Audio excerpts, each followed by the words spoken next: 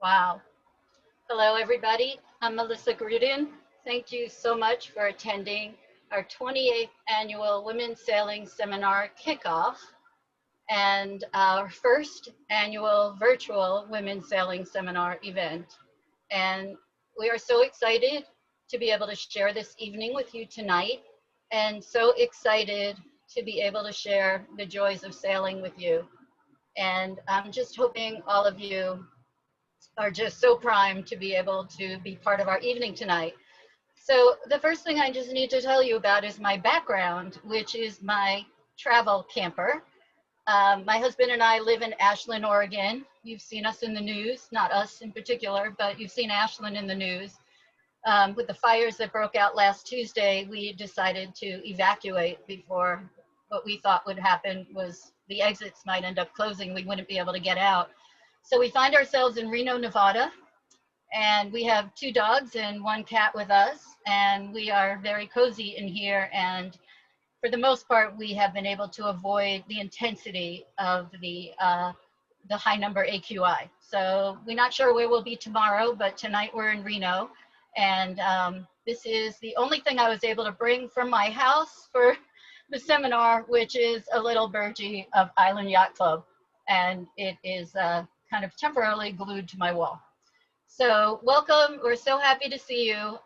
Let's talk a little bit about using Zoom. I'm sure most of you have seen these little helper guides, but you're all muted right now, but we really encourage you to use the Q&A box. And I'm sure most of you know where it is. It's at the bottom of your screen on the toolbar. So feel free to communicate with us as we move along here, and we will try to get back to your answers as soon as we can. And we're recording this webinar, so you'll be able to come back and hear it another time. This is our first one, so we're all gonna have to work together with this. Next slide, please. So tonight, we've got this great lineup for you. Our welcome. We're gonna talk a little bit about our fall lineup for Women's Sailing Seminar. We're gonna have our storytelling and an open mic session tonight.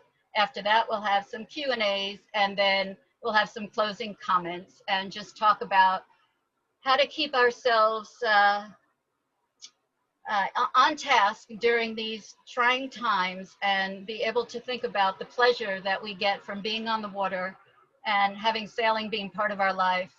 And I think one thing you'll see pretty consistently as we move along tonight are the pictures that our participants are going to be bringing, and the joy that they have in networking and being on the water and being able to get through some tight situations, and you know, really coming out just enjoying themselves. So here's our sponsors. We've got a little bit of everybody tonight, and we hope to make this list grow more and more. You do know, for those who have attended in the past during our raffle session, which is usually wonderful, we do give away a free membership for a year to Island Yacht Club. So that is one of our sponsors for the Women's Sailing Seminar, and where we've held 28 annual years of Women's Sailing Seminar. Here is our committee that has helped put this together. What has been so important to us is to be able to be consistent with Women's Sailing Seminar and not skip a beat, not miss a year. With the pandemic, we did sit and think long and hard about how we could still be able to be out there with you, but not physically do this together. And that's how we came up with these ideas. So it's myself, it's Ross DeVries, Nancy Hurd, Janet Frankel, Esther Mew, Don Chesney, and Linda Newland.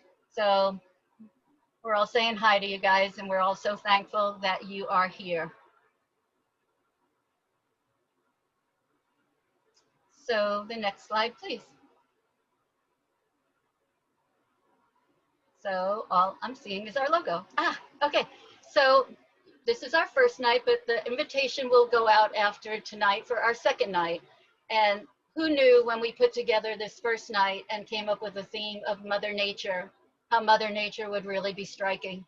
And so our theme is quite timely for tonight, but we're going to lighten it up a little bit for October 19th, and our theme is going to be the lighter side. So a little bit of Gary Larson type of humor, and we're hoping we can come up with some pretty good stories with that theme in mind. So September, we have the first women's sailing seminar, and October, storytelling. In October, we have the second one, and in November, starting November 13, we have our weekend, and it's all going to be virtual, and it's going to be full of really great stuff to do. On Friday night, we're going to start it off with a Racer Chicks theme, and we're going to have two speakers, and both are going to be able to talk us through some racing and be able to share the thrill of racing with us. One is local from Alameda, and that's Sandy Anderson. And then we have Tanya Koester, who was our keynote speaker 2 years ago for Women's Sailing Seminar. And she is such a dear friend of ours and is going to be in Hawaii when the Women's Sailing Seminar takes place, but she will be sharing her stories with us. We need to go back to Saturday. So this is Sunday we're looking at right now. Okay, on Saturday morning, it's going to be pretty full. We're going to start off with a yoga class at 8 o'clock. I'm not quite sure you guys are seeing this clearly, so this is an overview. What you need to do is go back onto our website, www.iyc.org/WSS, and look at the schedule there. It's going to be, oh, good. So at 8 o'clock in the morning, we're going to start off with yoga. And then at 9 o'clock, we're going to have kind of a beginner's class of sailing terminology. At 10:30, we're going to go into more, we're going to have a knot tying class with Alice Watts. She has been our knot tying instructor for many years, and we're so happy to have her back. At 12 o'clock, we're going to do something a little different. We're going to have our Margaret Fago, who we just love to raffle off her artwork. She's actually going to be doing a watercolor workshop with us. So that's going to be during lunchtime from 12 to 1. At 1 o'clock, we're going to be doing a seamanship class. And at, I think 3 o'clock, it's hard for me to see, but I think I can't really tell. The last class of the day is going to be racing skills, and we've got two great instructors teaching that. And then at 4 o'clock, I think when this is over, we're going to be looking at 2:30 racing skills. Thank you, Ross. And then at 4 o'clock, we're going to be holding the raffle. So we encourage you to stay through the day, and we'd like to tell you more about the raffle, but we've never done a raffle virtually before. So we're going to have to figure this out and let you know as we get closer to it.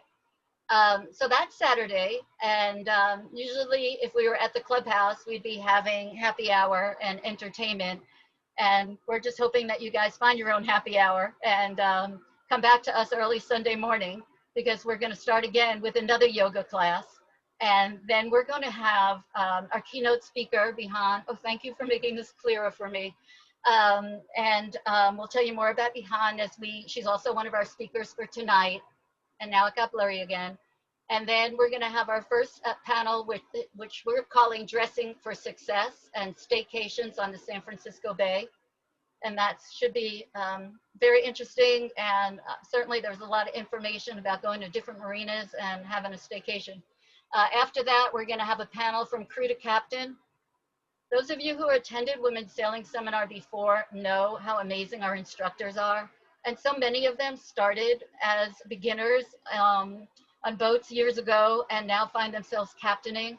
We've got some stories about that. They're going to panel for us and be able to share how they've been able to make it to captain. After that, because we are in a situation where we have no geographic boundaries this year, we're going to have an international live aboard in changing times. So I think living aboard and traveling internationally is amazing, but in 2020, it has tested everybody who's on the water, whether they were trying to get to a new marina that was closed because of COVID, whether all the hurricane activity that's going on right now, both the Pacific, but mostly the Atlantic, it's been quite challenging. So I think we're gonna have some interesting conversation about that. And then the last one that we are going to, then after that, we're gonna just basically do some closing remarks, sorry. So I'd like to have a poll to be able to get to know you a little bit. And if you could, we're going to put this poll up in a minute. And we're just really asking where you're calling in from. Where are you coming into Zoom from? And there'll be a little radio button. And if you just let us know where you're dialing in from, we would appreciate it. Even though I'm not in Ashland, I'll say I'm Pacific Northwest. See if there's any other brave people from the Pacific Northwest. Okay, so that is how it's going to go. And what I'd like to do now is introduce our first speaker of the evening. And it's Linda Newland. And Linda is on our committee in order to be able to create Women's Sailing Seminar. She is one of the founders of Women's Sailing Seminar. Actually, I think I'm going to stop for 1 second and just tell you what the poll results are. Can you put that back up again? I'm so sorry. I didn't realize we were going to do that so fast. But 80% are from California, 5% are from the Pacific Northwest, 7% from the East Coast. Hello, East Coast. 5% from the United States and everywhere, 2% from Mexico, and I can only imagine where the 2% other is. You'll have to be able to send us a little chat and tell us where your other is so we can fulfill our curiosity. Okay, so back to Linda. Linda is, as I said, she's the founder of Women's Sailing Seminar 28 years ago. And she is past president, and she's on the board now of NWSA, National Association of Women Sailors. And she is amazing. She has been able to travel, let's see, hold on, I have my notes here. Well, Linda, you know what? I'm going to let you tell a little bit more about yourself because I'm just not finding it in my notes right now. So without further ado, Linda Newland. Thank you, Melissa. Yes, I started with IYC, Island Yacht Club, many years ago and learned to sail and ended up single-handing from San Francisco to Japan, and I'll save some of those stories for another time.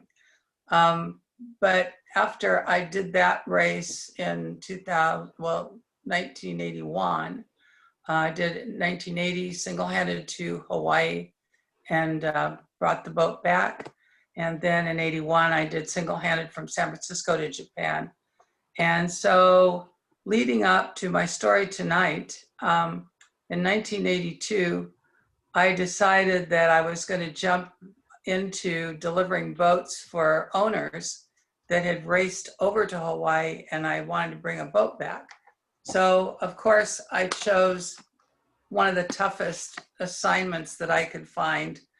And I told my husband, who then was my boyfriend, he said, that's going to be a hate mission. And I said, no. I said, if I can bring an Olsen 30 back from Hawaii double-handed, then I will cement my reputation and I'll get more deliveries.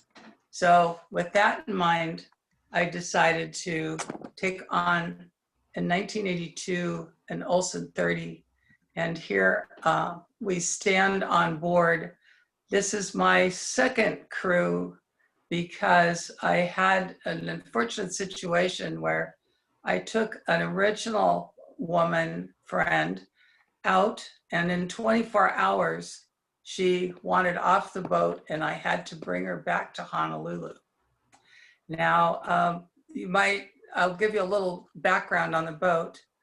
This is a Olsen 30 ultralight built in Santa Cruz. It was about 3,500 pounds. And it was about 4 foot above the waterline. So it had no standing headroom. It had no through hulls.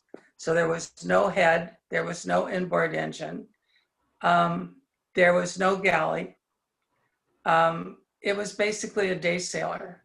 We had a VHF radio, we had a knot meter, a log, and that was pretty much it. We had an autopilot that worked some of the time and a wind vane, and it had been sailed to Hawaii by a single-handed sailor in the race that year.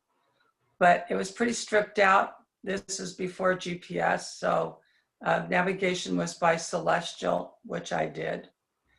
And we had a battery that was run by solar panels, and we had no built-in water tanks. So that was kind of an overview of the boat.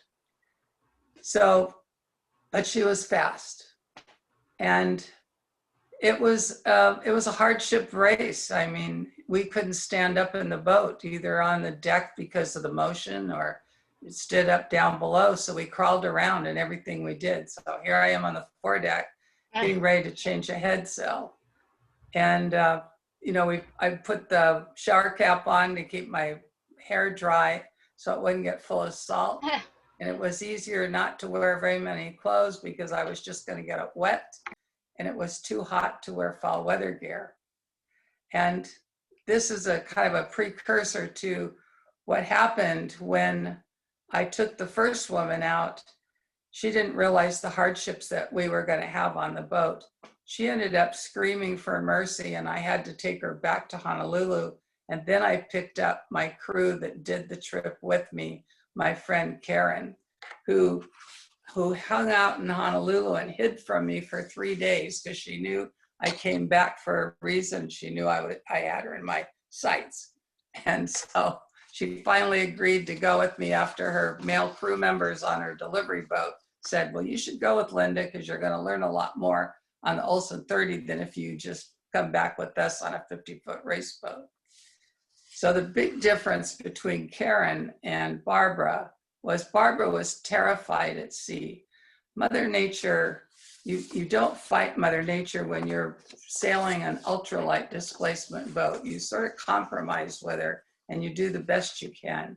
And it's all about attitude. Barbara's attitude was, I'm terrified, I want off this boat. Karen's attitude was, hey, this is a great adventure. Let's go out and find out what Mother Nature has to dish out and head it on. We'll just meet it head on and see where we go from there. And that really set the tone for the trip. It was really hot in the tropics, so we actually thought about this ahead of time and brought our umbrella. And it worked some of the time when the wind wasn't blowing it over, but it did give us some respite from the heat. And we ended up just finding other ways to survive on the boat. I mentioned we had no through hulls, so we had a brown bucket and we had a blue bucket. And everything that we did in any kind of water or seawater, either for our personal hygiene or whatever you can imagine, that went in the brown bucket. And the blue bucket was for washing dishes and dipping water when we needed to sluice down the decks. And one of the things that we had a problem with in the tropics is cockroaches coming on board as little hitchhikers. And our cockroach, we only had one that got on board because they were flying on board. One of the tricks in the tropics is you don't bring cardboard on board. So we stripped all of the food out of the cardboard on the docks and got rid of the cardboard, hoping that we didn't bring any hitchhikers. And this guy was running around on the ship as long as we were in the tropical waters. But then as we got into the colder waters, the little guy got slower and slower and slower. And finally, one morning, he was slow enough that I could catch him. And we just wanted to get rid of him and hope that there weren't any little ones coming on. That was something that I can't tolerate as cockroaches. So Karen had a great sense of humor. So this was her idea. Let's give him a Viking funeral. So we flemished the line, and that little yellow lid came off of I think it was a dried mustard can. I mean, I don't even know where that came from. And so we gave him a Viking funeral with a match and no more Mr. Cockroach.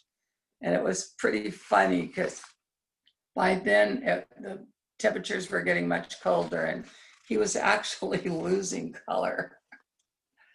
So as we approached the coastline, and as you approach the coastline in California, in the summer, we come across what we call dry gales. Dry gales are basically not storm conditions. It's when the heat in the Central Valley of California rises, it heats up, the air rises. You've got the cool air on the ocean, and that cold air is sucked into the Central Valley to fill the void that the hot air rising leaves. And that brings up some pretty severe winds, and we call them dry gales. Pretty much if the situation doesn't change from year to year, you know you're going to hit those conditions. And we hit it about a day out of San Francisco. And so we are in this super lightweight boat, and we realized in these 15 to 20 foot waves that as we were surfing down the face of them, our rudder wasn't in the water very far, and it was out of the water some of the time, which obviously didn't give us ability to really control the boat. So to counteract that, we threw drogues over the stern. So you can see here, we've put our spinnaker sheets over the stern. We tied on fenders, and if you notice at the top of the wave, there's an orange life jacket. So we took all of our extra life jackets and we just tied everything on we could. And by and large, the 2 spinnaker sheets that we threw over with all this junk tied on them really held the stern of the boat down into the wave enough that it gave us pretty good steerage. One time, Karen was down below. We didn't both stay on the deck steering. We couldn't use our autopilot on this. There was no way an autopilot can steer in this kind of a seaway. So we had to take turns steering. So she went down below, pulled the hatch boards down. So if we turned turtle, we wouldn't capsize and fill the cabin with water. She came back up to steer, and she said, "It was very quiet down there. I don't know why." And I said, "Karen, the reason it's quiet is because the whole front end of the boat is out of the water. As we're surfing off these waves, the front of the keel edge is probably outside that wave that we're coming off of." So our biggest problem was trying not to pitch pull the boat, slowing it down with the drogues enough that we had control, that we weren't just driving the bow into the base of the trough ahead of us. And here Karen is steering very, very, with a lot of concentration, because just before this picture was taken, she had steered it down to the bottom, and we took a knockdown, not a pitch pull. We did a knockdown, and the boat popped back up. Fortunately, no damage was done. So now she knows the seriousness of why she has to steer. There was just no way in a 24-hour period that the 2 of us could both steer, or I could steer the whole time. So after that day, in the night, when the temperatures change and get cooler, the winds died down at night, and we found ourselves in the main shipping channel coming into San Francisco, completely becalmed, pulling in all of our drogues behind us with stuff wrapped around them, seaweed and all kinds of stuff. And we had no wind. We had no way of moving the boat. So we called the Coast Guard and gave them our position and asked them to be sure and tell this shipping traffic that we were becalmed in the lanes and to please watch out for us. We did have running lights that we saved our juice for, so we did have running lights. And from 12 miles out of outside the Golden Gate into the berth at Richmond, it took us another 12 hours to get in, with the currents and the no wind and the light wind that came up. So finally we're home. This is like mid-afternoon, the next afternoon. So we're on the dock. We just crawled off the boat. You could tell our hair's still a mess. We changed our clothes and grabbed a beer, and this is our homebound experience.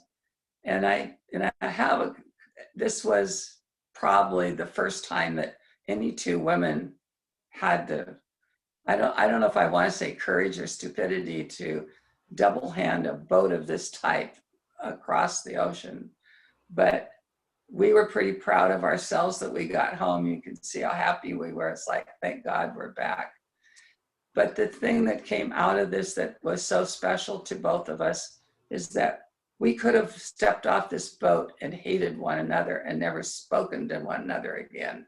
But as it turned out, it was a bonding experience, and we ended up being best friends for life. Unfortunately, Karen passed 2 years ago, and still miss her very much. She was an excellent friend. And her husband did this half model of the Olsen 30, and I don't think you can read the plaque, but it says the Maytag 1, because the boat's name was Gold Rush, but we nicknamed it the Maytag 1 because of the violent motion down below in steep seas and the noise that it made. And we said when we were trying to sleep down below, it was like inside a washing machine trying to get some sleep. That was pretty much our experience. And for cooking, I might add, we didn't have a galley, so we had a single burner stove strapped to the mast. And when we ate, we sat on the cabin sole. We had no real place to sit, no table. Not even, I don't even think we had at that time a chart table to really do plotting. So it was quite the experience. But anyway, a great experience a long time ago, but it's amazing how those memories never really leave. Thank you. Thanks for listening. Wow. Wow. That was amazing, Linda. I have not heard that story in its entirety. What an experience. Please start adding questions to Q&A that we can ask Linda about this time in her life.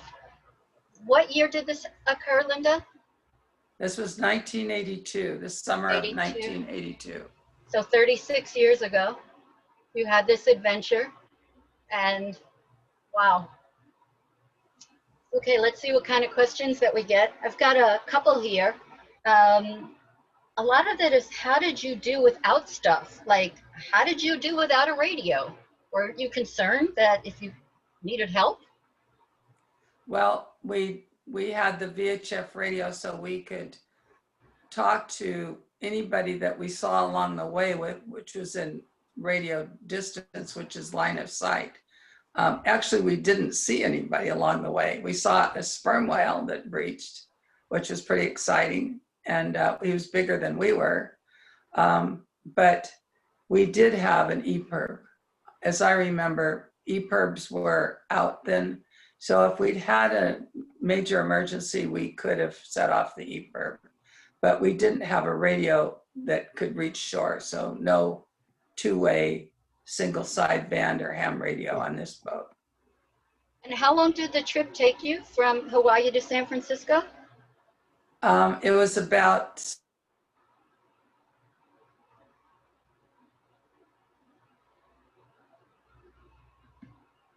Linda, you're muted.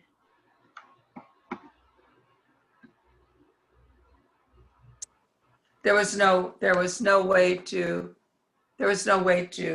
propel the boat, so we just had to sit, and so that took a few extra days to get home. We probably would be calm maybe 2 or 3 days out of the trip, so about 17 days. One of our participants is asking, what advice would you give girls, like young girls, that look to do something similar? Well, just be prepared.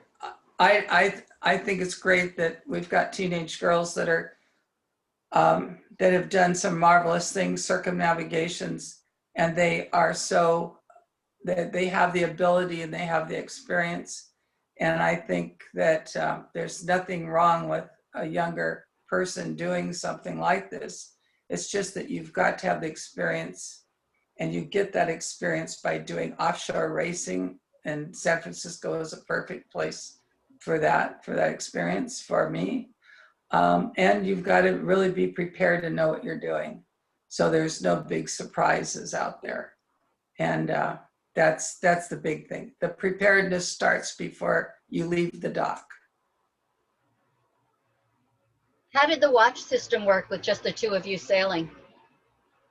Well, we were always one up and one down. So we bought a big beanbag chair and plopped it in the middle of the cabin, because when we got into the really wet stuff at night, we had to wear our foul weather gear, and we didn't want to get our bunks wet. We just had 2 pipe berths with a sleeping bag, and we didn't want to get it wet, so we couldn't really lay down and take a nap.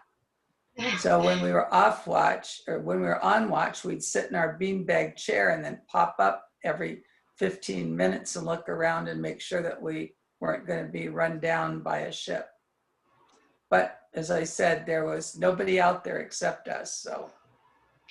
So we all like to ask about food. So you had this 1-burner stove. What did you eat? Did you catch any fish? What was going on? We didn't fish. Since then, I've learned how to fish, but we basically heated a pot of water, and we had some kind of, I don't remember, it was like Dinnymore beef stews in those little those little things that I think they still sell them. And you just pop them in boiling water and heat them through and peel off the top and eat them. We didn't have a lot of fresh water because we had to take that with us, because we had no freshwater tanks. So we couldn't use reconstituted food because we didn't have enough water for that. We had to save most of the fresh water for our drinking.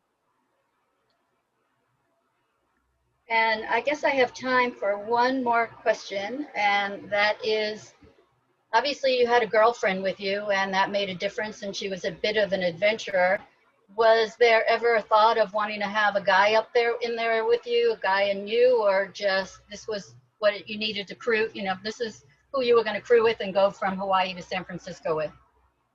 No, never thought of having a guy on board. Physically, the boat wasn't that difficult to handle. It was more because the boat was an ultralight, we just had to be very good at steering and really being sensitive to the boat. But we didn't really need any beef on the boat to haul sails and do that sort of thing. And we had a great time. I think we wore out she had I guess it was a Walkman in those days, but she played Jimmy Buffett's Margaritaville until we got so sick of it we didn't want to hear it anymore. And that was our entertainment, really. And my mother had given us a couple of puppets. Can you believe puppets? And so we created these puppet shows, except our puppets were, they were anatomically correct for male and female. So our puppet show content was probably a little on the porno side. That's amazing. That's very amusing for both of you, I would imagine. Okay, I had one more question, and that's, did tying all those things to the sheet slow the boat down and help you maintain course? When we put the drogues together? Yeah. Oh, we just were looking around the boat trying to find something that we could tow over the back that would help the boat maintain steerage and keep that stern down and keep the rudder in the water. So we had control on the waves, on the surfing. We had a storm jib that we borrowed off of Chuck Hawley, if you know Chuck. He's doing a lot of US sailing videos these days. And he had sailed an Olsen 30 over, so we borrowed his storm sail to come home, which came in quite handy at that time. So no, I saw the spinnaker sheets and I said, perfect. And we just started tying anything on that was loose around the cabin that we thought would help out.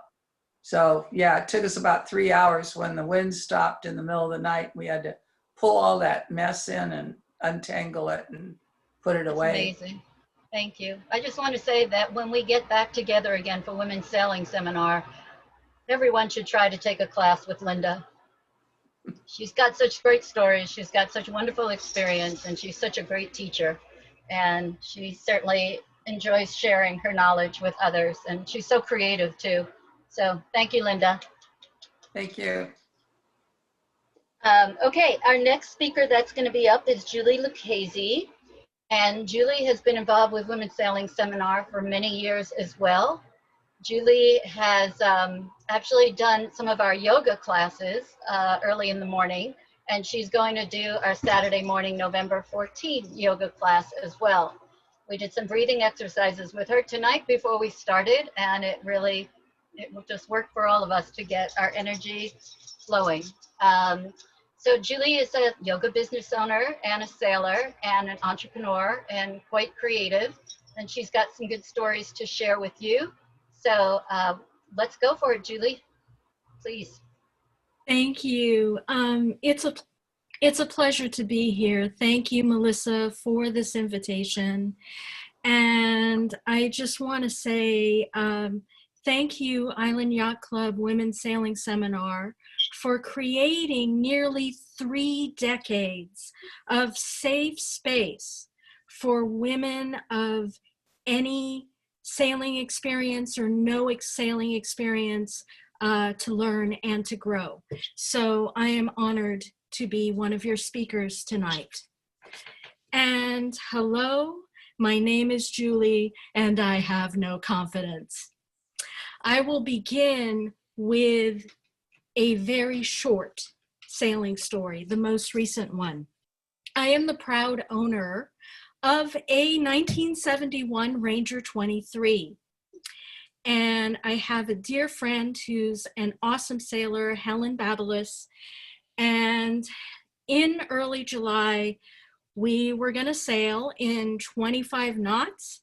At the dock, this 25 knots was coming over the starboard side, the right side of the boat. And I'm kind of a safety nut. We pre-reefed the main at the dock. And so we slipped the lines.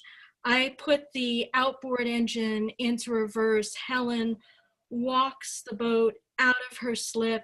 I go and throw it into neutral, and outboard dies. I tell Helen to raise the main, and we are gliding out of the fairway, nice and easy. And we get to the end of the fairway. I turn right to get out of the marina. There is not enough sail up. So my boat is getting shoved toward the retaining wall.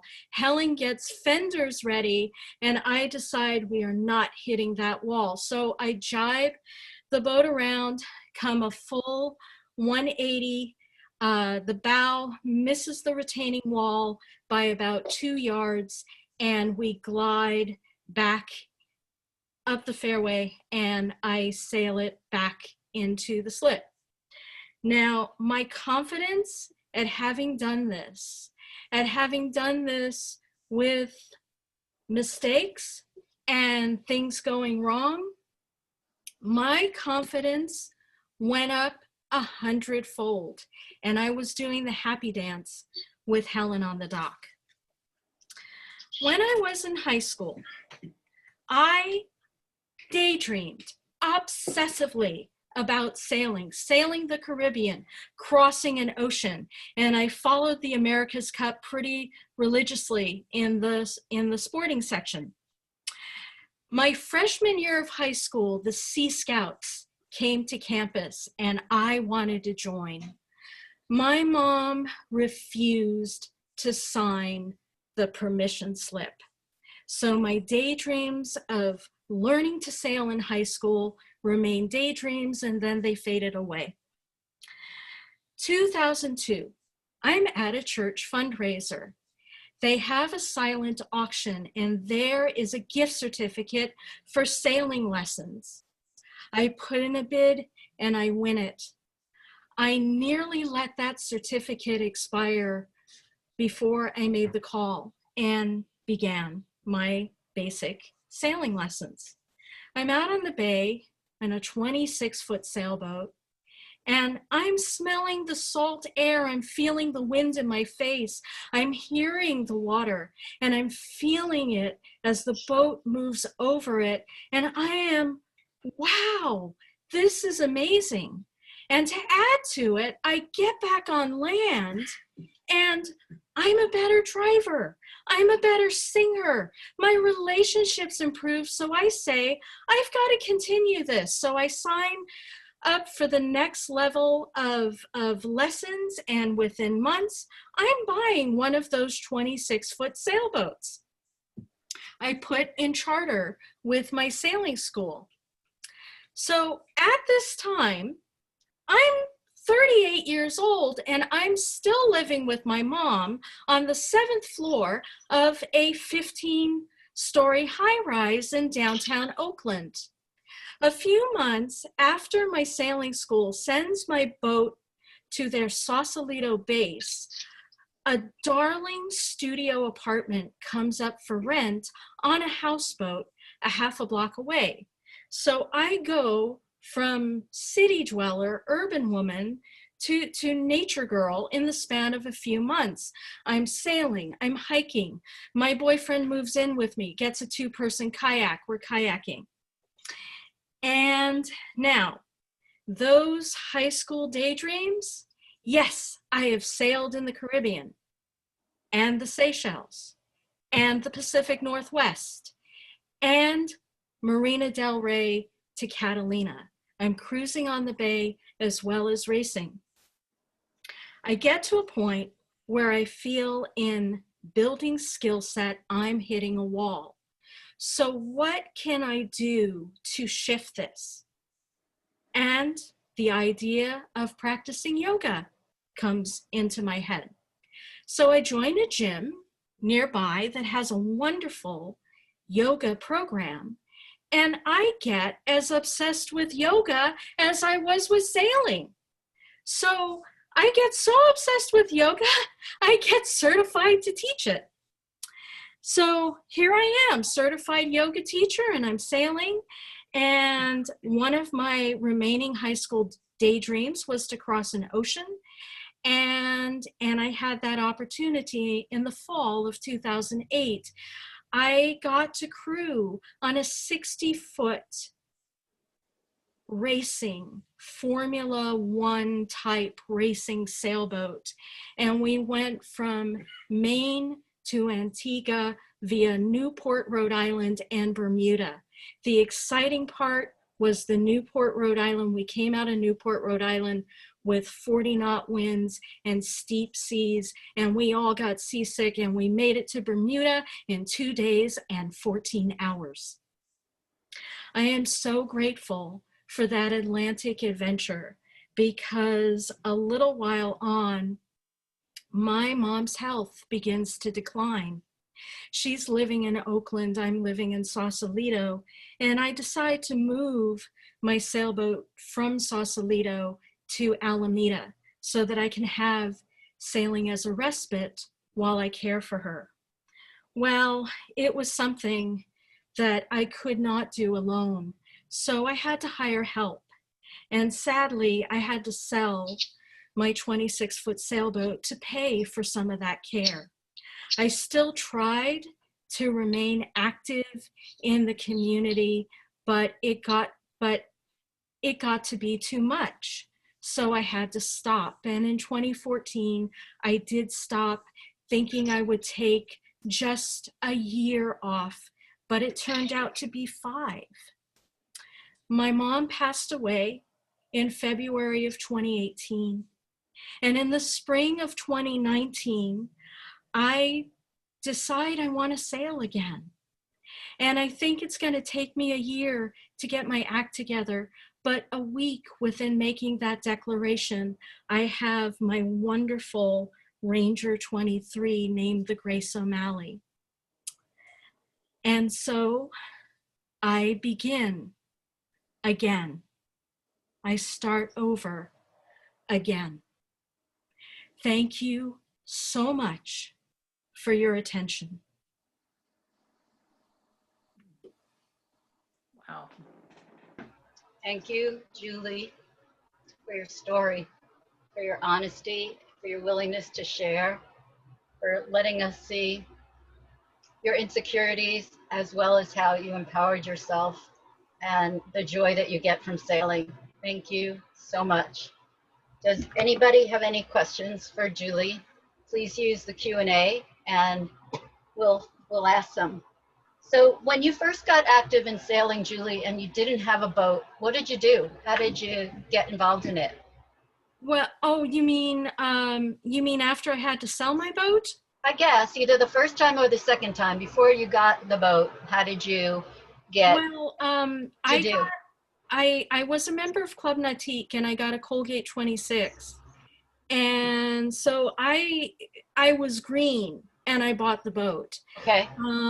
After I sold the boat, I managed to stay active for a few years and I had some dear friends. One, Barbara Miller, who has a Santana 22, and I did a racing season with her, and I was crewing on friends' boats. I have a friend that had a big trimaran, and I have to say, sailing that on the bay my heart was in my throat. But you kept coming back. Surf at 30 knots, not an exaggeration. So, what are your goals for today? What are your new goals with this new boat? well, I have a very wise yoga mentor who had a very wise yoga mentor who said a small way will take you all the way. So I'm starting easy, getting to know this boat, ideally double handing this boat and maybe triple handing her and just cruising around. And I do hope to single hand her. That's a big goal of mine, and to bop around the Delta. So I'm taking it easy for Let now. us know when we could be crew with you. I'm sorry? Let us know when we can be crew with you. Oh, I would love for you to be crew with me. Yes. That would be wonderful. Let me see. After you moved your boat to Alameda, how much sailing did you get to do before you had to sell her? A little over a year. I met another great sailing mentor and we did an exchange of racing coaching for yoga. And we did the Sweet 16 series in 2009. And that was a blast. And I was able to get some dear friends together and do Oakland Yacht Club's Rites of Spring, which they have a division that's all women, and that was fun. And so that was April of 2010, and then I sold her in June of 2010. Well, I hope you get to mentor other women, Julie, and share your story with them and help empower them and be able to love sailing the way you do. I think somebody has another question. Let me just see what just came up. Hold on. Well, yeah, I think I got that. Have you had the opportunity to mentor other ladies? Because we all are just envious of your strength. Oh, somebody wants to know what your astrological sign is. My sun sign is Scorpio. I'm not quite sure what my rising sign is. My moon is in Capricorn. I need to ask my Vedic astrologer, and I do have one. Well, your birthday's coming up, so thank you so much for sharing with us tonight, Julie. I really, really appreciate it. And thank you. I enjoyed it immensely. Good. Thank you so much. Good. Thank you. Okay, we've got one more speaker before we do another poll and then go to our open mic session. So starting to get hot in this little RV. I'm going to reintroduce Behan Gifford, and she's also going to be our keynote speaker on Sunday, November 15, and also one of our panelists. But Behan started cruising with her family in 2008. They were taking a 2 to 5 year sabbatical. They are still on the water today. They have logged more than 60,000 miles. They have visited 48 countries and territories from Madagascar to Martinique. She's the co-author of Voyaging with Kids, Family Cruising. She and her husband Jamie provide coaching services, and they have mentored more than 200 families toward realizing cruising dreams. She also has a blog, and the name of her boat is Totem, and I'm sure she will tell us more about her. She's sitting in her boat right now in Baja. There you are. Okay. And There I am. Behan, Sorry. Yeah, sorry. I was so used to being muted earlier. Yeah, I'm in Baja right now. I'm right near the border of Baja California Sur and Baja California, the Norte, in a little town called Santa Rosalia. well, thank you for being here with us tonight. We are so appreciative of it. So please share your story with us. Wonderful. Thank you so much, Melissa. I can't tell you, I'm truly honored to be here. I get a little verklempt. I'm passionate about supporting and encouraging women in sailing. I'm immensely grateful at the experiences I've been able to have, and I truly appreciate having the chance to share from those experiences to offer perhaps some inspiration or ideas for others. A little bit of backstory to my family. As you said, we've circumnavigated. Starting in 2008 is when I sailed sailed south with my family. These are my three children. Jamie and I have, from left to right there's our son Niall, he was 9, our daughter Marin, she was 6, and our daughter Siobhan, she was 4 years old when we took off, trying to get off the hamster wheel of really crazy corporate lives. And negotiating who could travel when up in Seattle. We were looking for time together. We wanted to be able to experience our children's childhoods and be part of it as a family. And my husband and I had come to this dream of cruising from a very early time in our relationship. He actually gave me a copy of Dove, the second, or when we started dating, the story of Robin Lee Graham circumnavigating, because I needed to understand him and what he wanted to do. Now, I was already screening boyfriends for sailing at that point, so that was okay. I just wanted to be on the water. I didn't realize that you could put those two together into sailing, though, until I met Jamie. But we had been really overtaken by these busy, busy lives. We were so caught up in figuring out who could travel on which week next month, that we were losing time to be together as a family. So we made these plans to explore, to take a sabbatical, to really go away together. Well, what we didn't realize is that sabbatical that we planned, and there's our boat Totem sailing in Mexico, we planned it for 2 to 5 years. Well, this is year 13. We didn't realize we'd eventually circumnavigate. That circumnavigation for us actually was never a goal. Our goal truly was spending time together as a family, and that we were able to realize this. It's a dream. It truly is, Yosh, it's a dream life. I pinch myself often, and it is a bit of an accident. It is something that happened along the way. So when we were sitting down together earlier, talking to Melissa and Ross about what we should do for tonight, the theme of Mother Nature came up. And I feel like that's so close to so much of sailing, right? I mean, we were seeking a life closer to nature at the same time. I mean, the priority was family, but that really this last decade has fulfilled those hopes in ways that are beyond our expectations, to be able to live a life that's truly off the grid. And being off the grid in the sense that, we're disconnected, we're able to focus on each other. This is my daughter Marin a couple years ago, pulling dinner out of the solar oven on Totem's bow.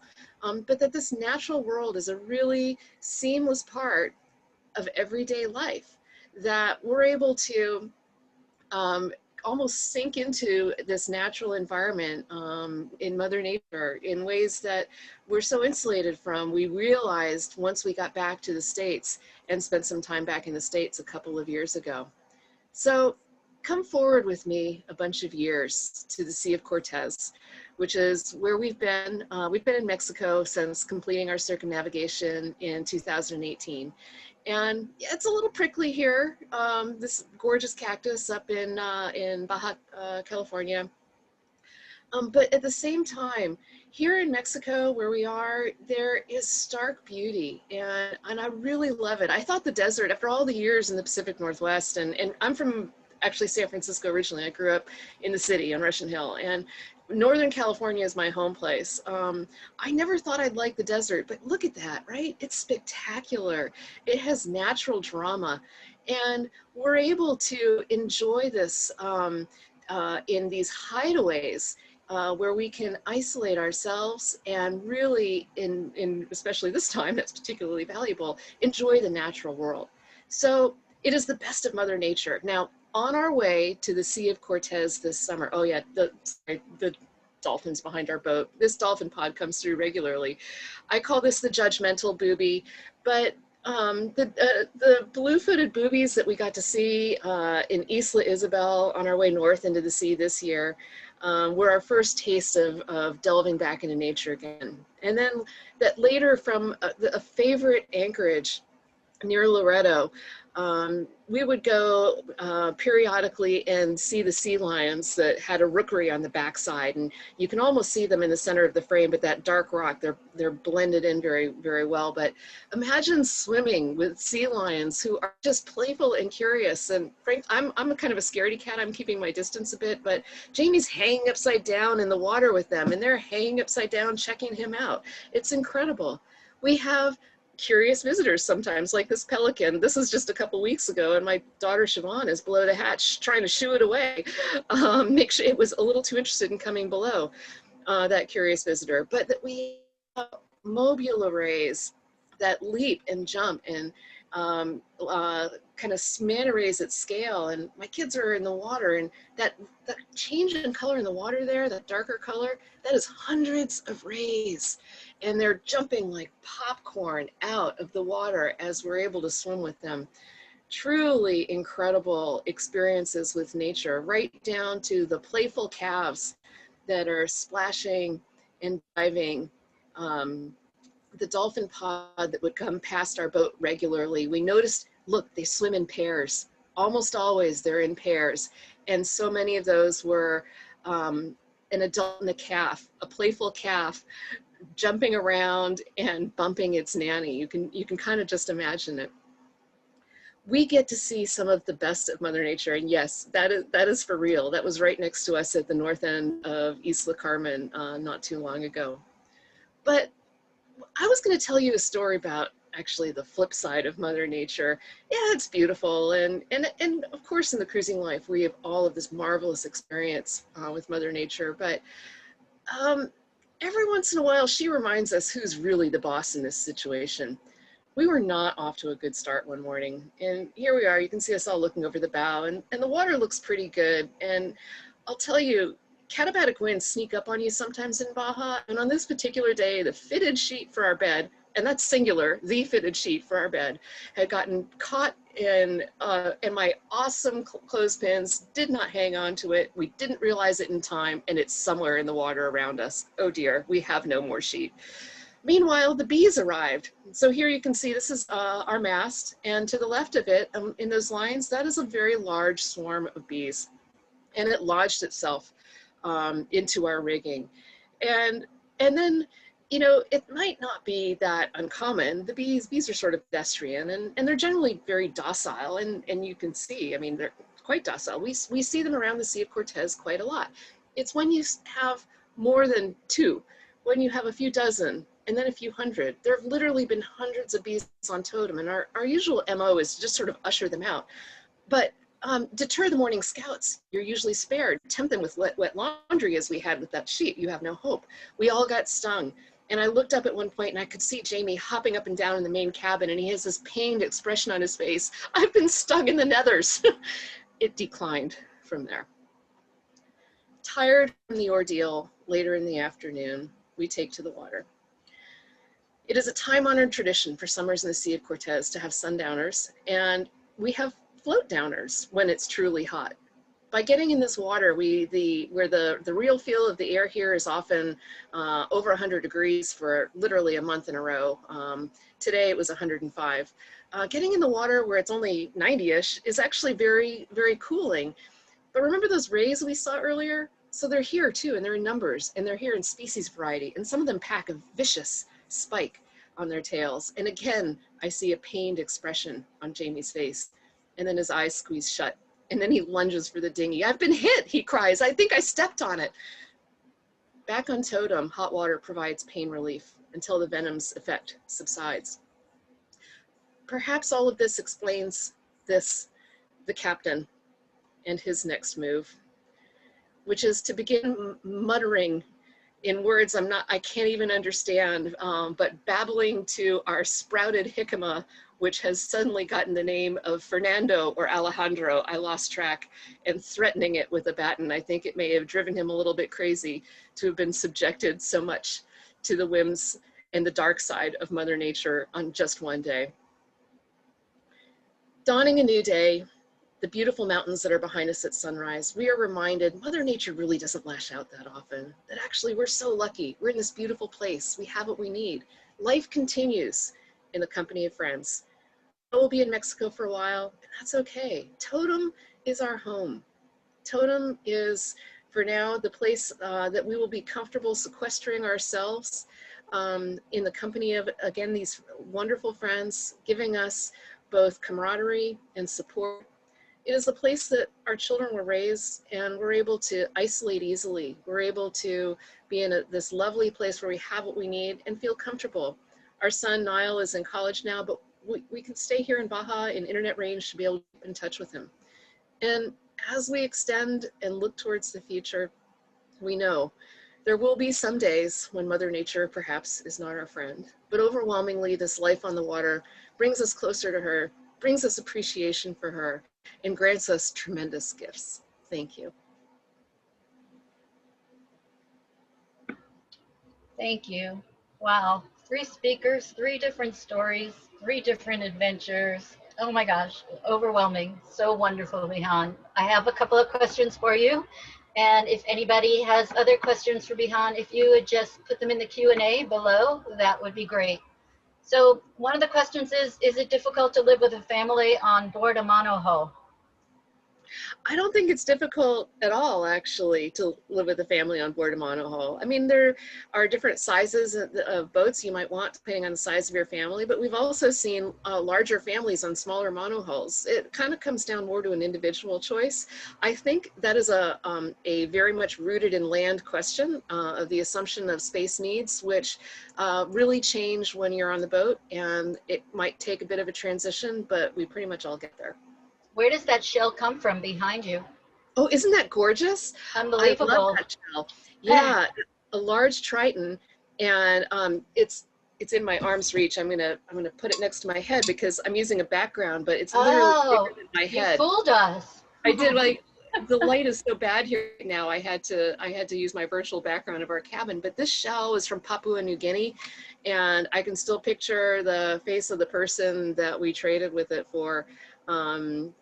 Flour, sugar, rice, and a few other things. Wow, that's amazing. A story in and of itself. That's great. So how long did it take for Jamie to recover from that very bad, terrible, horrible day? You know, the bee stings were actually the worst. They take some days to get over. The swipe that he got, when he got stuck by that stingray, that is exceptionally painful, but it fades relatively quickly. After a couple of hours, the pain is gone. It's excruciating during that short window of time. Somebody wants to know if you could vote in the November election. Absolutely, and we've already got our 18-year-old Marin registered to vote as well. Okay, and can you tell us a little bit about educating your kids on board the boat? Sure. Homeschooling is sort of like a box of chocolates. Everybody is different. Truly, every single boat out here homeschools a little differently. And while that is intended as comforting, it may be overwhelming. But the truth is, there are such a myriad of ways to homeschool. And I think COVID is helping people explore the options as they realize that maybe it is, perhaps there are more and more interesting and different options than putting a child through 6 hours of Zoom a day to their old school. Can you tell us a little bit about COVID restrictions and sailing? Yeah, Here in Mexico, it's really varied depending on what part of Mexico you're in. But the country never closed, the border never closed, and most of the ports also remained open. There were at times, kind of at the peak of uncertainty, where many ports restricted activity and where recreational boating was not welcomed. And we chose to sequester ourselves in a place that was extremely strict. But that was fine with us. It was pretty, it was comfortable, we had internet, and we could get the things that we needed. So that was fine. It's a little bit like being on a passage, except that you're able to sleep 8 hours a night if you want and look out at a beautiful view every day. That's awesome. What are your plans for next year? If we have a vaccine, COVID is controlled, you're able to start moving again. So I guess I'll be a vaccine skeptic for now, because even if it's available, I'm not sure if it'll be available to the really vulnerable islands that we would like to visit. We're supposed to be in the South Pacific right now, and I would love to get back there. And while French Polynesia and Fiji are open, those islands that need to protect themselves are not. And without the ability to go to Australia and New Zealand, which are declining boats from the South Pacific for hurricane season, it's a really risky move. So we kind of think we may be another year in Mexico, but you know what? Viva Mexico. We love it here. Well, as much as we'd love to be on the move, I think the real shift that all cruisers need to have right now is that it is no longer about a destination plan. It is about enjoying life in the moment and making the most of the place that you're in. Wow. Okay, and I guess you speak Spanish fairly fluently? Oh no, not fluent Oh, at no all. kidding, really? I know enough to get by. I'm a language geek. I love trying to figure it out. My daughters have learned much more Spanish than I have, but I can make myself understood and I can follow along generally. But Google Translate is my friend. That's amazing. Here's an interesting question. You took your children through puberty and teen years in close quarters. Your kids look happy and well adjusted.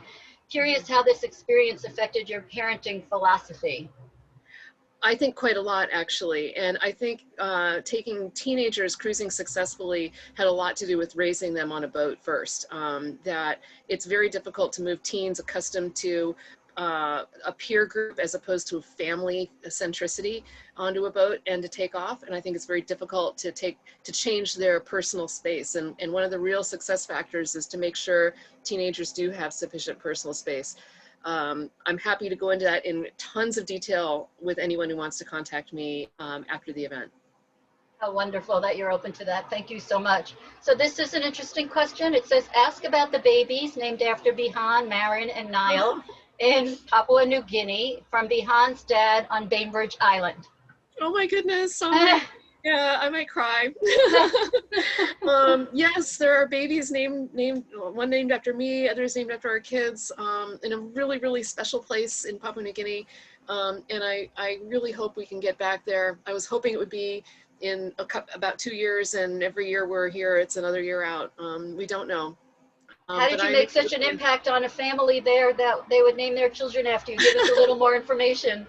I don't know. We really connected. You know, we were only at this island for a couple of weeks, but you know, there are places where you are welcomed as family, and you in return welcome as family, and that's what happened. And we've been able to remain in touch over the years, and it's gotten a little easier in recent years. We usually had to wait for a boat with an SSB or an iridium to pass through the islands to send a message through. And lately I've been able to be in more regular contact, which is truly a gift. That is amazing. So what I think now is everybody has got their curiosity up and they want to hear more from you, and to be the keynote speaker on Sunday morning is going to be so amazing. I can't wait. Thank you so much for being here with us tonight. We have a few more little tricks up our sleeve. Let's start with another poll, our last poll of the evening actually. We want to know how you heard about this, our seminar tonight, our storytelling, and please just pick the radio button that goes, fits your answer best, and I will not go to anything else. We will talk about it.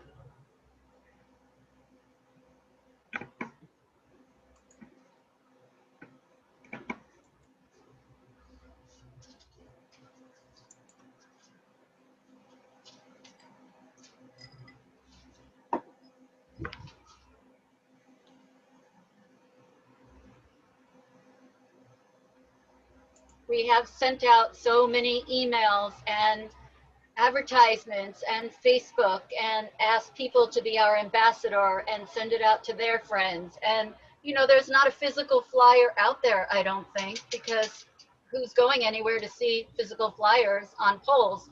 So we just did all of this virtually, and steadfast, and talk to each other's, and try to get as many people as possible to spread the word. So I am so excited about to hear some of the results of how you heard about us. Are you going to share that with us, Ross? Aha, here we go. All right, 25% previous WSS attendee. Thank you so much for being here with us. Facebook and email, Sailing Club, yay. Word of mouth. Oh, keep on talking, keep on sharing us. That's awesome. Latitude 38, we had an ad run in there this month, and other. So anybody who wants to chat with us and tell us about your other, we're open to hearing. Okay, so that is our scheduled speakers, and now we have 2 more quick events, 5-minute speakers. We're calling this our open mic, and our first open mic speaker is only going to be for 5 minutes, and it's going to be Yosh Han. And Yosh is a Pisces, before everybody starts asking. Han, we don't know what sign you are, so you might want to just put it in a chat so you educate us. But Yosh enjoys life in and on the water. She crossed the equator and ceremoniously threw her fake wedding band into the ocean and committed herself to Poseidon. I don't know how many other women have done that, but good for you, Yosh. She's an open water swimmer. She swam Alcatraz twice, the Golden Gate Bridge once. She's relatively a new sailor. I'm sure she is going to be, we'll be hearing stories from her for a long time. She just started 2 years ago. She is a cruiser as well as a racer. And Yosh, if you would like to start talking, I will put myself on mute, and I'd love to hear what you have to say. Hi, everyone. Thank you so much for having me. I wanted to continue along this Mother Nature theme and just mention that Mother Nature is both your best friend and also kind of a frenemy. As Behan was saying, there's so many things when you're out there that you don't really know. And as you get to know Mother Nature, you really get to know yourself more. I've got some pictures. Hopefully we can see them in a minute, but if not, I'll just continue along. Oh, here we go. Yes, so Behan had just mentioned Papua New Guinea, and the top 3 slides are on a journey that I took from Papua New Guinea to Palau. And the wonderful thing about the 2 upper right pictures is the sunny days, the fair weather type, gorgeous clear blue skies. And then of course on the right is a tropical storm that we're like basically about to run into, or it's about to run into us. And I really feel that I love this topic so much because I wasn't a sailor until very recently, and I was quite emotional until I really started to sail and really came to terms with all those emotions, because when you get to know all the emotions of Mother Nature, all the sea states, you really get to know them in yourself.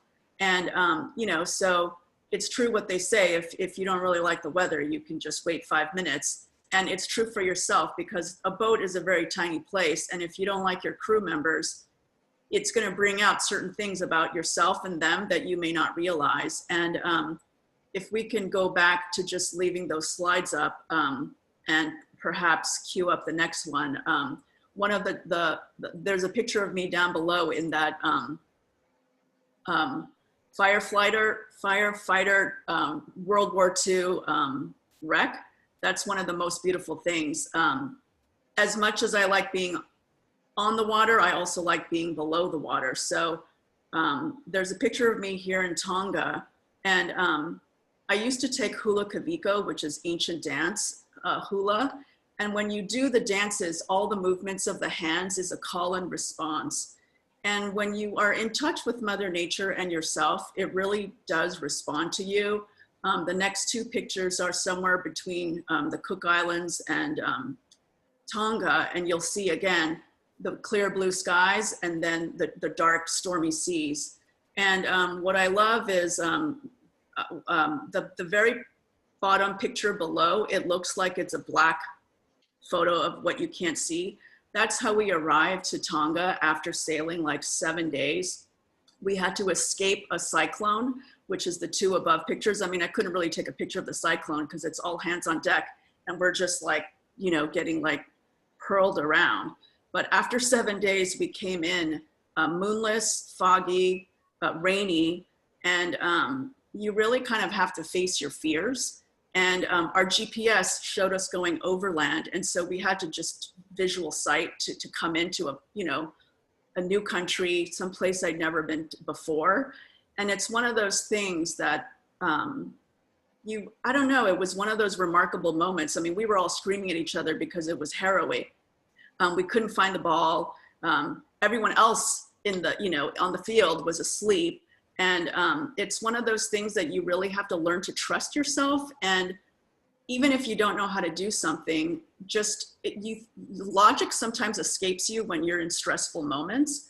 But if you kind of like, you know, it's true what they say, when you dig deep, you just find a gem. And you know, in that particular moment, not being able to literally see anything, it's literally like blind faith. And you have to trust that you're going to be able to pick up that ball, even with the captain screaming bloody murder. And like, you just keep circling and you can't find it. And the waves are coming. It's like horrible. And then you just kind of go, of course it's going to happen. Of course, whatever turmoil, whatever circumstance, I'm going to overcome it. And when you get to know, also for me, being in the water as a swimmer and also as a diver, you actually get to really understand the sea states even more. And I really find that for me, Mother Nature is a friend there's so many sides of her personality, just like there's so many sides to my personality. And the more intimate you are, the more she opens up. And so, yeah, there's just other pictures. I won't get into those because I know I only have 5 minutes. I think that's really it. You know, in the interest of time, I want to hear from Kira and Roz also, is that the point is sailing, being in the water, on the water, is Mother Nature will teach you how to be your own best friend, especially if you embrace your own frenemy, right? Like, that's a very recent picture. We had a tow in from Morro Bay because we really couldn't see. And of course, if you're in the Bay Area, you know very well about the fog. And oftentimes, we had no motor, no wind, nothing. And again, one of those things like just trusting that even though you can't see anything, everything's gonna work out. So that's it. I really appreciate you listening to my story. And that's it. Thank you. Yosh, we so appreciate you. Thank you so, so much. That was amazing. And Mother Nature does hold a lot of wonders, and some are rather frightening and some are amazing. And that's what our life is all about, the journey and what we find and see along the way. So thank you very much. We really appreciate it. We're going to save Q&As until the end. Ross has given her time back, and because we're going over a little bit, we're going to try to wrap this up by 8:30 if we can. So thank you all for staying with us. I hope you're enjoying as much as I am, and we really look forward to hearing your feedback. You can email us at info@iyc.org just to let us know more information, because with this time crunch that we're coming into, we want to make sure we get to Kira. Okay, so Captain Kira, she has her 100-ton masters and near coastal OUPV, which she will tell us what that stands for. She loves introducing new sailors to her favorite sport. While she enjoys teaching people from all walks of life, she is most passionate when it comes to women in sailing. She strives to create an inclusive and supportive community, encouraging women to take the helm. Currently, Kira instructs ASA sailing courses at Modern Sailing School and crews regularly aboard the USA 76 with AC Sailing San Francisco and Kitty Cat with San Francisco Bay Whales tours. And Kira is also going to be one of our speakers on the panel on Sunday, November 15. So please get to know her a little bit tonight in her 5 minutes and come back and hear more from her as a panelist on Sunday morning. Thank you, Kira. Hi there, everyone. I just want to say thank you so much for to the Women Sailing Seminar, people who are organizing it. Thank you so much for asking me to join, and I've been so inspired. I'm so excited to just get out there and like get on the water, and I want to meet everyone, and I have so many questions. But my 5-minute story just has to do with just recognizing Mother Nature and being out on the water and understanding that we're so small and she is so big. And I think right now I need to just believe that she's so big and I need to be really small, even though it's a little bit scary. The story starts out on the J88 boat that I race on regularly, and it's actually the boat that I learned how to sail on. We're that bright blue spinnaker over on the left side of the screen there. And this was at Rolex Big Boat Series last year.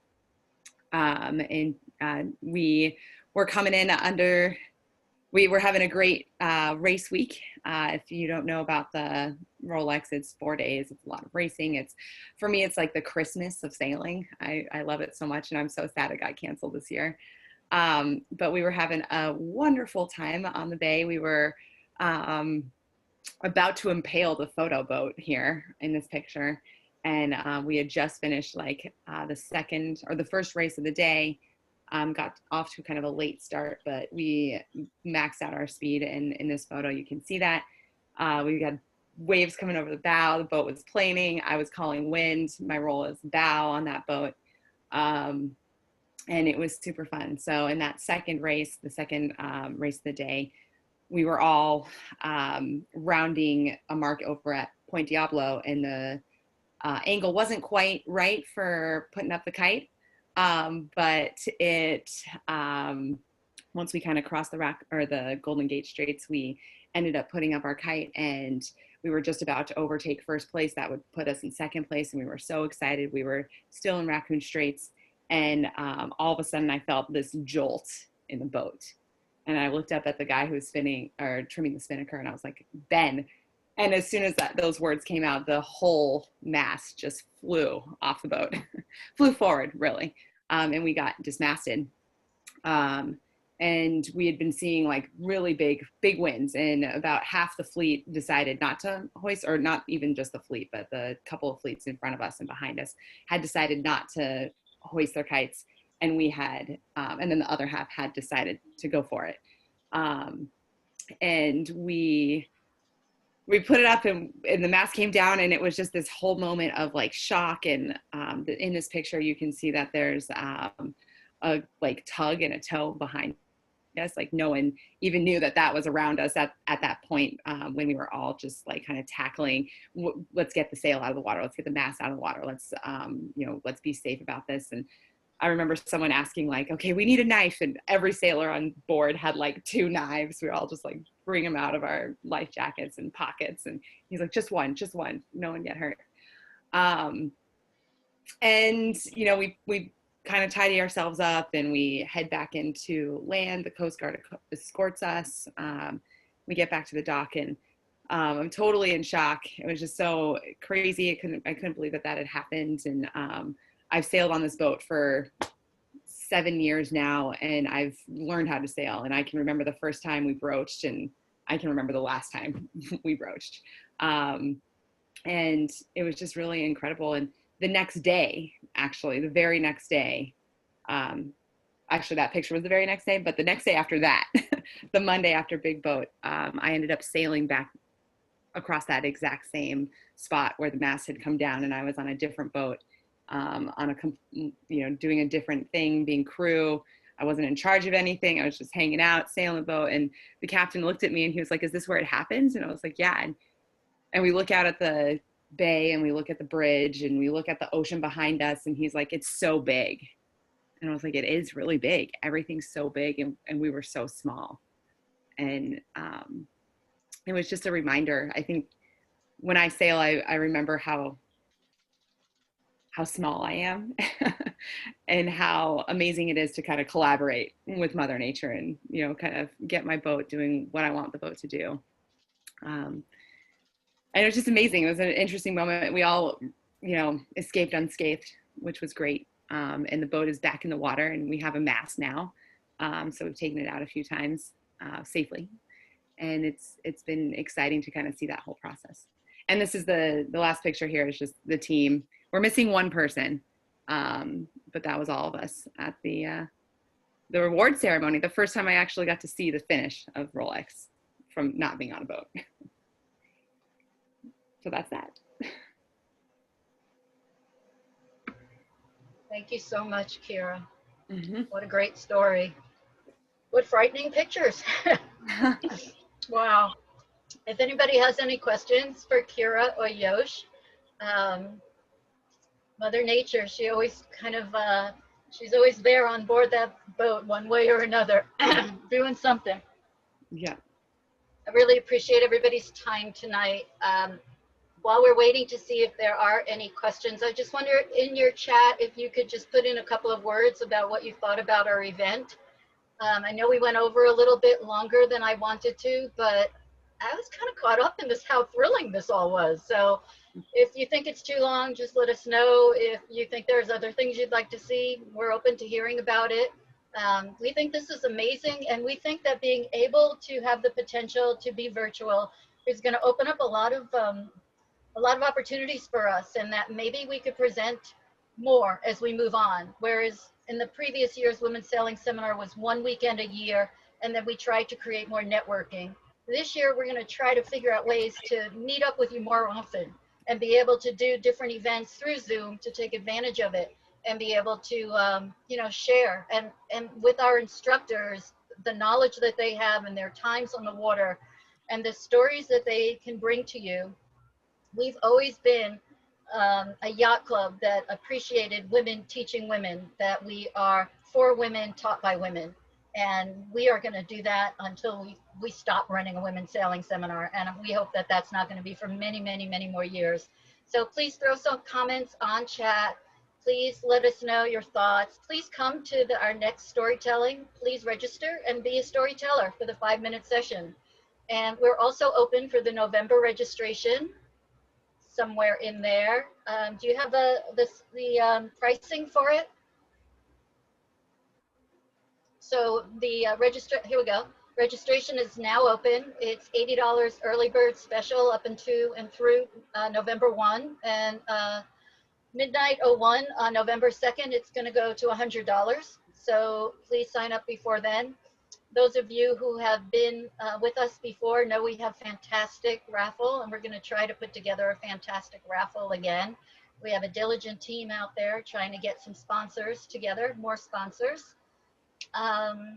Does anybody have any questions or thoughts that they want to have addressed before I say adjourn, adieu, safe sails, and thank you so much for being here with us tonight.